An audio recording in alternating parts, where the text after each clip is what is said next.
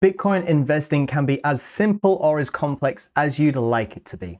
But by utilizing these simple and completely free metrics, you'll outperform a vast majority. So let's get straight into it. Firstly, we'll look at the realized cap hodl waves chart we have here on BitcoinMagazinePro.com. As I said, all of these are completely 100% free, all available at BitcoinMagazinePro.com. So definitely check them out after you've watched this video. But firstly, as I said, the realized cap hodl waves. Now this is probably one of the more complex ones that we'll be discussing today. I know I said they'd be easy. They're easy to interpret, but the actual underlying logic behind their calculation can be a little bit confusing to wrap your head around.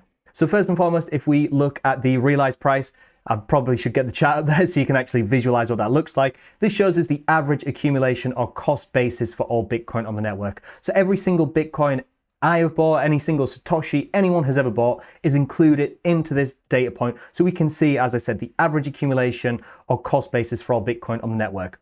However, what we can do is actually differentiate by age bands the influence on this realized price. So what I've done here is isolate, so it's just the 3-month and below influence on the realized cap. So what we can see is when this spikes massively to the upside, these really warm red colors indicates, for example, in this 2017, 2018 peak, that at that point, over 80% of the influence on the realized price was coming in by capital inflows from people who had entered the market within the last quarter. So essentially they're paying massively over the standard, over the average odds and prices for Bitcoin during those periods in time. This is retail FOMO visualized. Now, a lot of these charts will unfortunately outline that most people are wrong most of the time. And this is why these charts are great, because they provide some really clear and obvious signals without leaving too much to impersonal interpretation and trying to eliminate that bias and the own emotions that come with investing. As much as you think you're immune to them, we're all susceptible to feeling a little bit of FOMO and a little bit greedy at the peak and feeling a little bit fearful and a little bit scared as the Bitcoin price collapses to the downside during bear cycles. But again, you can see the exact bottom in this metric was pretty much the exact bottom in the Bitcoin price action as investors just left the market, no new capital's coming in, everyone's fearful, everyone's scared, blood in the streets. This is when you need to be doing the opposite. This is when you need to be accumulating Bitcoin. And alongside that, if we look at the value days destroyed, we look a little bit similar actually, but rather than tracking new capital inflows, this is actually tracking pretty much the opposite. This is tracking long-term experienced market participants taking profit on their positions. This utilizes something called the coin days destroyed. And for any of these metrics, you can actually scroll down underneath the chart and get a full idea of exactly how these are calculated in a really clear and simple way. But if I just scroll up here, the coin days destroyed, if I just draw on the chart here, it might visualize it a little better. So if I held 1 BTC for 100 days, then I transferred it or I sold it, that would equal 100 coin days destroyed. However, if I was doing something similar, but I held 0.1 Bitcoin and they only hold for 100 days, then it'd be 10 times less. It'd be 10 coin days destroyed. Whereas if I held it for 1,000 coin days or 1,000 days, then it would be the same 100 coin days destroyed. So what this does is it weights huge amount of Bitcoin being held by long-term investors. So those that have been holding Bitcoin for multiple years, and especially those with hundreds, if not thousands of Bitcoin, when they begin taking profit, that's a good indication that the market is getting a little bit overheated. These market participants tend to be the most experienced within the market. And what we can see is when we see these big red spikes to the upside, it doesn't necessarily indicate a major cycle topping out, but it does indicate a local peak and local top in price action before a little bit of a retracement. And what we can also see, similar to the realized cap hodl waves, is once we have these periods down here, these green areas down here, these indicate that a very, very small amount of these long-term holders are actually moving their Bitcoin, are actually selling their Bitcoin. They're seeing prices now and thinking, well, I'm not going to sell at these prices. They're waiting for considerably higher prices and they see the opportunity cost of taking profit or maybe even taking losses as Bitcoin is moving in a downwards bear cycle. And one thing I'd like to point out is, like I said, this isn't pointing out the exact cycle peak every single time. However, one thing we need to look for is confluence. We need to look for not just one metric. That's the big mistake a lot of investors make, is looking at just one data point, one chart, one whatever, and thinking this is the one, this is the holy grail, this is the one that's going to solidify my 10,000% gains in the upside and make sure I go 100% all in at the bottom. Don't do that. Look for confluence, not just using on-chain data like these points, but also by looking at something like minor data. And here we have the Puell multiple. And what we can see here is, like I said, this is looking at the profitability of Bitcoin miners. This is looking at their one-day earnings in USD terms from block rewards and fees and comparing that to a 365-day or yearly average. Now what we can see is when miners are earning considerably more than their historical norm, this indicates a pretty good area to begin taking some profit on your positions.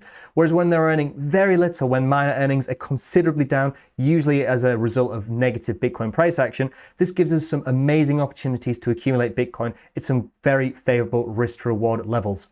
And as I said, we don't want to look just for confluence in 5 different on-chain metrics providing very similar signals. If we can look for confluence in miner data, derivatives, technical analysis, on-chain macroeconomic, all of these give us some good combined signals and reaffirm the probability of any one of those signals becoming true, coming into fruition. When they're all pointing towards overheated, it's probably time to start paying attention.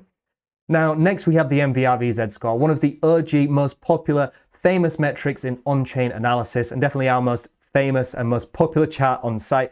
This market value to realized value Z-score is looking at what we looked at previously, the realized price, or in this instance, the realized cap, which is just the same, but multiplying it by the circulating supply of Bitcoin at that moment in time. And what we can see is when we actually track the ratio between these, well, firstly, we get the MVRV, just the raw MVRV, the market value to realized value, is literally just the Bitcoin price divided by this realized price. Now what we can see is, for example, in this cycle peak, this gave us a value of around 4.72. In the previous peak, 3.96. What we can do is actually standardize this data, provide a Z-score so it normalizes throughout Bitcoin's history to account for its volatility, and therefore it gives us these really clear and obvious peaks to the upside in these really clear and obvious buy and sell areas for Bitcoin. Now what we can see is, as I film this, we still have substantial upside potential remaining. However, one thing I will say, playing back into what I said before, don't just rely on one metric. If we don't reach this upper red region this cycle, don't be surprised and don't think this metric's broken. Don't wait for us to cross into this red sell zone and just dump 100% of your Bitcoin. One, we could go substantially higher if we look back to 2017. When we first crossed into this red zone, the Bitcoin price was just around $10,000. And a couple weeks later, we doubled to $20,000. So you don't want to be dumping all of your Bitcoin, taking profit 100%. You want to scale out of your positions just like you scale into your positions. Most people dollar cost average in. You probably should be dollar cost averaging out as well. But still, this outlines that we have a huge amount of upside potential remaining for this cycle. But if we start hitting levels of 5 or 6 on this and everything else is flashing red, that's when you need to look at the probability of more upside or the probability of more downside. And again, take strategic decisions. This is what we need to work out now before the Bitcoin price goes crazy parabolic and everyone gets just completely out of their mind choosing what color Lambo they're going to have next. Next, we'll look at the Bitcoin funding rates. Now, this seems a simple one, but I like to slightly tweak this. So rather than just looking at the USD funding rates, I like to change this to the coin-denominated funding rates. Now, the Bitcoin funding rates are looking at the amount Bitcoin leverage traders on perpetual futures contracts are actually having to pay at set intervals just to keep their positions open. Now, the USD funding rates, I think, are slightly warped to the upside because Bitcoin has gone from a fraction of a dollar to over $100,000. It's pretty favorable to be long biased for Bitcoin. So therefore, if you're shorting the dollar effectively and longing Bitcoin, which is what you would be doing if you're trading a USD or USDT perpetual contract, that makes sense. But if you're actually putting up your own coin as collateral, these coin-denominated futures contracts really give us some indication of the underlying sentiment amongst traders within the market. If you're willing to bet your Bitcoin on further upside or downside, you want to be pretty sure on what you're doing. But as most of these metrics really show, most people don't know what they're doing, unfortunately. When we see huge red spikes to the downside, this indicates that a vast majority of traders are actually shorting Bitcoin, betting on further downside. And what we can usually see is when this happens, usually when the market is bottoming out. Once Bitcoin has actually had this big downward spike and we see everyone piling in for late shorts, not only does this give some fuel for the fire of a short squeeze to the upside as all of these traders are liquidated and we have this cascading effect as their positions closed out, Bitcoin's bought to level out, and then that drives the price up further, which liquidates more people, etc. What we can also see is similar things happen to the upside as well, unfortunately. When everyone gets a little bit overly bullish, when Bitcoin's at new all-time highs and everyone's saying we're going even higher than this, everyone's buying it. You're telling your taxi driver and your family to go all in on Bitcoin. This is usually when we're actually seeing a little bit of overheated market conditions and the market is typically close to topping out. And what we can see is this is held true throughout this entire Bitcoin cycle. And even on a more intra-cycle basis, a lot of these charts and a lot of these data points looking at long-term macro investing decisions that may take months or even years to play out. But what you can see with the funding rates, if this gives us some slightly more frequent signals, if I just zoom in onto the most recent price action here of the past few months throughout 2025, we can see as Bitcoin had these negative downward spikes, immediately people are piling into short positions, and immediately Bitcoin had a positive bounce in price action. And the time when we had the most positive funding rates was just before we had this big dump around 25, 30% towards these local lows we set a few weeks later. So this gives us some more frequent ideas of when we can be scaling into our positions. And this can be helpful for those that maybe don't want to just go all in at once at the start of a bull cycle, tail end of a bear cycle, especially those that are potentially putting in part of their salary or a little bit of their compensation on a more regular basis into Bitcoin. It's handy to have these slightly more frequent signals so that you can just scale into your positions. Again, if you don't want to use any of these metrics to take profit on your position, that's absolutely fine, but you can still use them for confluence to find periods of time where it's more favorable to be accumulating more aggressively. Again, a lot of people will say, I'm never selling my Bitcoin, that's a terrible strategy. True, maybe you don't want to sell your Bitcoin, that's absolutely fine. All I'm trying to say is if Bitcoin's at $74,000, $75,000 and everyone's going crazy long in and every long-term experienced large holder is taking profit and retail FOMO is kicking in, maybe just hold back on that scaling in until we get some more favorable conditions and you can get more Bitcoin for your dollars. And finally, something very similar to the funding rates is the spend output profit ratio. But rather than tracking the actual degenerative leverage traders, this is on-chain realized profit and losses. And what we can see is when we have these huge green spikes to the upside, indicates that people are taking profit on their positions. This is real-time profit taking. This is slightly different to what we see in the MVRV Z-score, for example, because this is unrealized. This is just looking at the average accumulation price and the current price of Bitcoin, whereas the spend output profit ratio is actually tracking UTXOs or unspent transaction outputs and the US dollar valuation of that. So we can actually see when we have these huge red spikes to the downside, this is people literally selling at a loss. This is capitulation happening in real time. And again, we can see most recently we had a lot of capitulation as Bitcoin had this 30% retracement. Again, anyone that was looking at these data points could very clearly see that that was a really good area to begin scaling into the market. And again, once we were above $100,000 towards new all-time highs, and again in the start of 2024 when we first hit $74,000, $73,000, again, a lot of people watching these metrics were thinking maybe we've got a little bit too hot, too fast. And definitely towards the tail end of bear cycles when we have these huge periods of everyone scaling out their positions, panicking, just completely selling everything for a loss. This is when you need to be doing the opposite, acting as a contrarian to a majority of market participants. And when you put these all into effect, the realized profits, the derivatives markets, the minor data, the on-chain unrealized profit and losses, the realized profit and losses specifically of those long-term larger holders, and retail FOMO occurring in real time. If you put all of these together, I promise you, you're going to outperform a vast majority of market participants with an incredibly simple thesis and strategy for actually accumulating and potentially distributing BTC. Also, please don't forget to like this video, subscribe to the channel and turn on notifications to ensure you're receiving all of our content as soon as it's released. Make sure to check out all the resources we've discussed today. As I said, they're all free, as well as the many more that are all available on BitcoinMagazinePro.com, your number one source for Bitcoin analysis. So just to summarize, Bitcoin investing can be as simple or as complex as you'd like it to be, but ultimately focusing on a handful of effective data points will not only massively simplify your own analysis, but will outperform a vast majority. I mean, it's my job to look at these charts all day. It's my hobby. I like doing it, so I'm happy to do so. But realistically, if I only have to make an investment decision every few months or every other year or so, it massively takes away the stress of having to constantly focus on the price action, having to constantly stress about my entries and exits. This completely takes the decision making out of this. And as long as you can get the strategy nailed now, it completely removes the FOMO and emotional bias and everything you'll see on social media as Bitcoin is approaching these extremes to the market.